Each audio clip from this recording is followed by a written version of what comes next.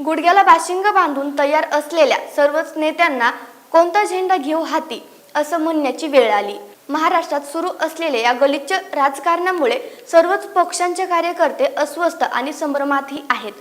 सर्वच कार्यकर्ते लाट्याकाट्या खाऊन आणि एकमेकांशी दुश्मनी घेऊन पक्षाची कामे करत असतात आणि आताच्या या राजकीय खिचडीमुळे जिल्ह्यात सगळेच परेशान झाले आहेत। किती इच्छुकांची इच्छा पूर्ण होणार, उमेदवारी कोणाला मिळणार आणि ऐनवेळी कोण कोण बंड करणार, पार्टी पक्षाकडून कोणाला मिळणार साथ आणि कोणाला मिळेल लाथ, पाहूया काय आहे परिस्थिती। राष्ट्रवादी काँग्रेसमधील घडामोडीनंतर आता राजकीय खिचडी झाली आहे। महाविकास आघाडी असो वा भाजप, शिवसेना आणि मित्र पक्ष आगामी विधानसभा आणि लोकसभा निवडणुकीत कोणाला तिकीट मिळणार याचीच चिंता तयारीत असलेल्या उमेदवारांना लागली आहे। तर या फुटीच्या राजकारणामुळे कोणता झेंडा घेऊ हाती असा प्रश्न कार्यकर्त्यांना पडला आहे।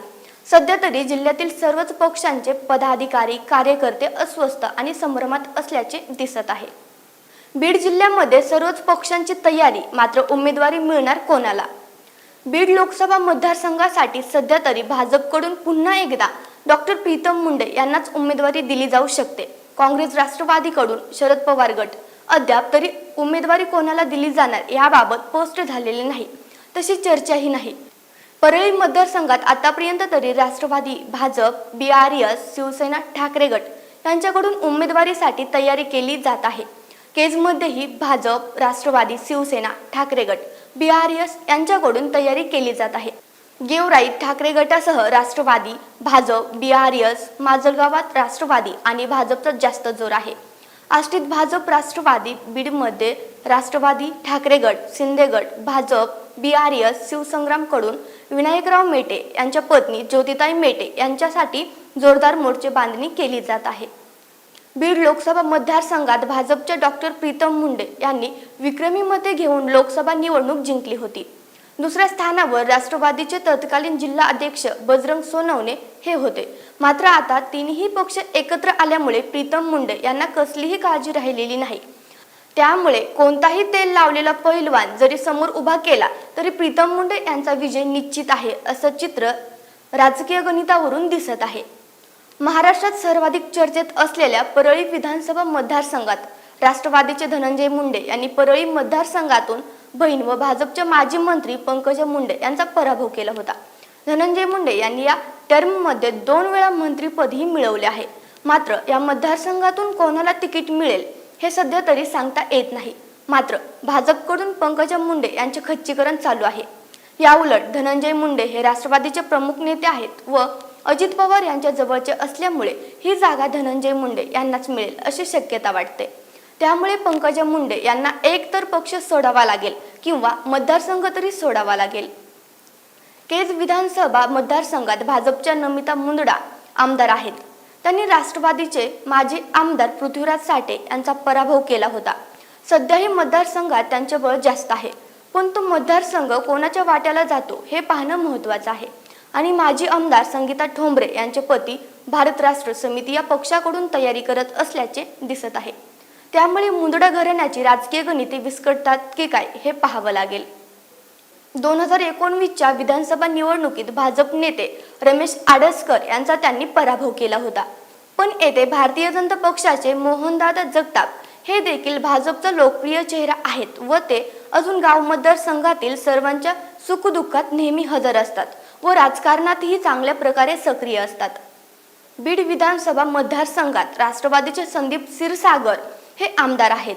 त्यांनी काका जयदत्त क्षीरसागर यांचा पराभव केला होता। हे संदीप क्षीरसागर सध्या शरद पवार यांच्या सोबत आहेत। मात्र जयदत्त क्षीरसागर हे देवेंद्र फडणवीस यांच्या इशाऱ्यावर वेट अँड वॉच करत थांबलेले आहेत।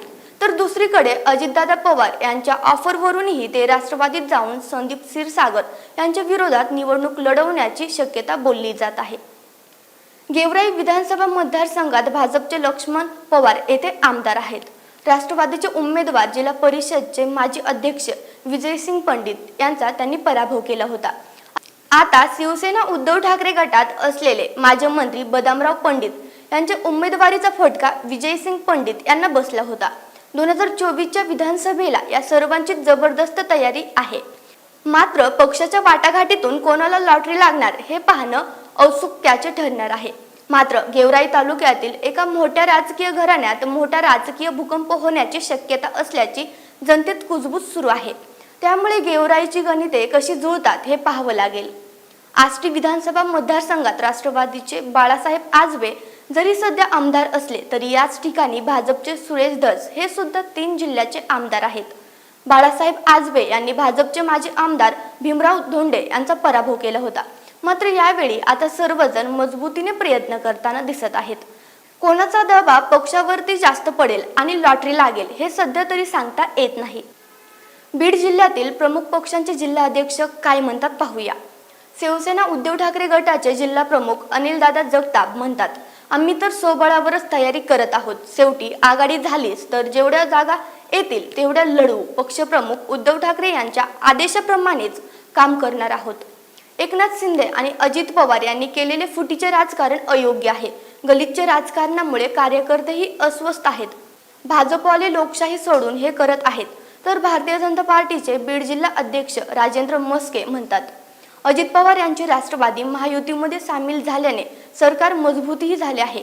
राज्याच्या विकासासाठी केंद्र सरकारची भरघोस मदत आणि मार्गदर्शन लाभेल। राष्ट्रवादीचा हा निर्णय देशहिताचा ठरेल। गेल्या 9 वर्षापासून पंतप्रधान नरेंद्र मोदी यांच्या दूरदृष्टी आणि कणखर नेतृत्वामुळेच विकास होत आहे। तर शिवसेना शिंदे गटाचे जिल्हा प्रमुख सचिन मुळूक म्हणतात, राष्ट्रवादी काँग्रेस पक्ष आणि अजितदादा सोबत आल्याने फायदाच होणार आहे। आगामी स्थानिक स्वराज्य संस्था विधानसभा लोकसभा निवडणुकीत एक हाती विजय मिळवण्यासाठी मार्ग सोपा झाला आहे। आमच्यासह मित्र पक्षांमध्ये एकमत राहील। झालेला निर्णय विकासाच्या दृष्टीने योग्यच आहे असं सचिन मुळूक यांचं मत आहे। अशा प्रकारे बीड जिल्ह्यामध्ये कोणता झेंडा घेऊ हाती अशा परिस्थिती सर्वच नेत्यांची झाली आहे। त्यामुळे ते सर्वच पक्षांचे कार्यकर्ते अस्वस्थ आणि संभ्रमातही आहेत। या राजकीय खिचडीमुळे जिल्ह्यात सगळेच परेशान झालेले आहेत। मात्र उमेदवारी कोणाला मिळणार हे पाहणं महत्त्वाचं ठरणार आहे।